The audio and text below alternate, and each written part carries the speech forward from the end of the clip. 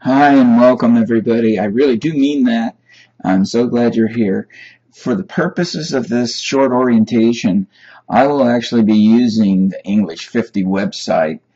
The reason for this is the 50 and the 101B are identical the first week, so if you're in 101B, the only difference really would be that your syllabus is a little different. So I wanted to walk you through this and get you oriented and again welcome you. Just a couple of preliminaries. One is that you want to check this site at least 4 times a week, and you actually are given 50 points in your grade just for making sure you do that. Now, if you don't do that and I detect it, then you lose points at the tune of 5 per time. So you want to make sure that you check at least 4 times, even more, because there are a lot of updates, and I'll send you emails and we will stay in contact. So anyway, up at the top of the page you see this section. This is just general information intended to help you, and it is for reference, and I'll add and even subtract parts of this. There are some excellent references here. One of the best of which is this one, this little grammar fix-it site. I highly recommend that, because if you're having a problem, perish the thought, with something like fragments, then you can definitely fix that up.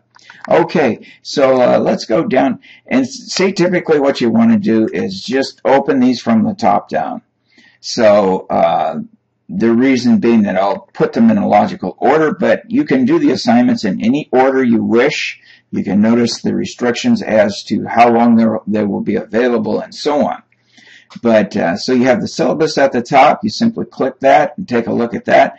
The Get Acquainted essay, and I want to stress this, this is not graded. This is a way that we can get in touch with each other, and I can find out a little bit about you, and I make some comments on it and send it back to you. But again, this is not graded. This is simply an opportunity for me to get to meet you and know something about your writing. So it's important to know. No grade on that particular one. And we talk about really good ways of doing online classes and really bad ways. I sometimes use the example of Fred as the negative example. Fred decided to take the class because, oh well, he really didn't want to get out of his pajamas very often. He wanted to sleep in, and he figured, well, take care of everything the night before the morning of, and didn't check in and simply kind of threw things together at the last second because he figured, well, it's a cakewalk. That's the way these 101B classes are. Oh, Fred. Fred ended up really in dire straits and not passing the class. Then on the other side, there is Mabel. She's the shining example. She checks these pages regularly.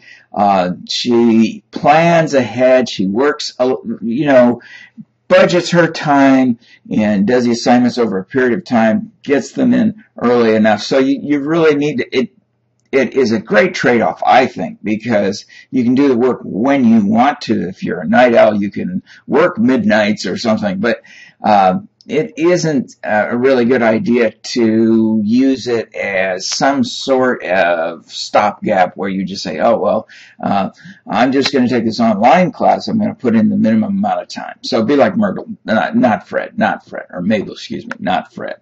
Okay, so you've done that. So you go down here to this journal entry, and this has got a little video that goes with it. So you click the video, you watch the video, and when you make these entries, do your best to make them grammatically correct, complete sentences, and all of that, because obviously we don't want to get into bad habits. So again, that's the same for both classes. And so as you work your way down, you have a forum here. So this asks you to read these reprints, and you can use anything you picked up from the video. And so then you go to adding your entry for the forum, and you try to, well, you want to respond to at least 2 other students. See, 2 responses to other students' comments, and you didn't really get into it because we don't get a chance to meet each other face to face. So this is our chance to interact, and I try to keep these forums intriguing, not rote. and dry. So I'm really trying to make sure you do that. And you have something that you can sink your teeth into. I want to add something about the nature of these classes. I am really big on encouraging you to use multimedia anytime you want.